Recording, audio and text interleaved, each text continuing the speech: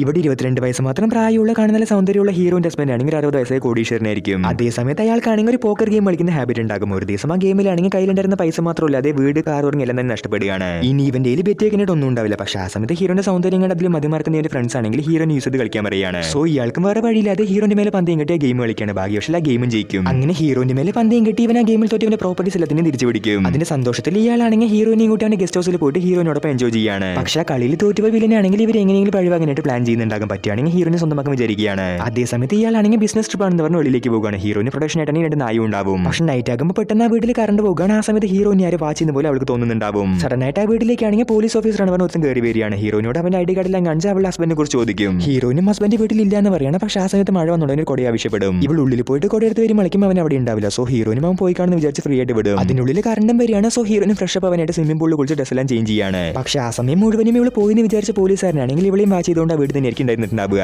Actually ഹീറോനെ വീട്ടിലിരിക്കാൻ ഇഷ്ടമൊന്നും ഉണ്ടാവില്ല. അയാൾ കല്യാണം കഴിച്ചതിന്റെ വേറെ വഴിയില്ലാണ്ടായിരിക്കും. ഹീറോന്റെ അച്ഛൻ കോടീശ്വരനോട് വാങ്ങി കടം തിരിച്ചു കൊടുക്കാനായിട്ട് പറ്റിയിട്ടുണ്ടാവില്ല. ആ സമയത്ത് ഹീറോനെ കാണുന്ന അയാളാണെങ്കിൽ പൈസയ്ക്ക് പകരം ഹീറോനെ കൊണ്ടുവരികയാണ്. ഇവൾ അയാളുടെ എത്ര രക്ഷ അവിടെ നോക്കിയിട്ടും പറ്റിയിട്ടുണ്ടാവില്ല. പക്ഷേ ഇപ്പോഴാണെങ്കിൽ ആ വീട്ടിൽ ആരാണ് അറിയാത്ത പോലീസുകാരനും ഉണ്ടാവും. ഇവളെ കുറിച്ചുള്ള നിങ്ങളുടെ അഭിപ്രായം കമന്റ് അറിയിക്കുക. വീഡിയോ ലൈക്കും ചെയ്യുക.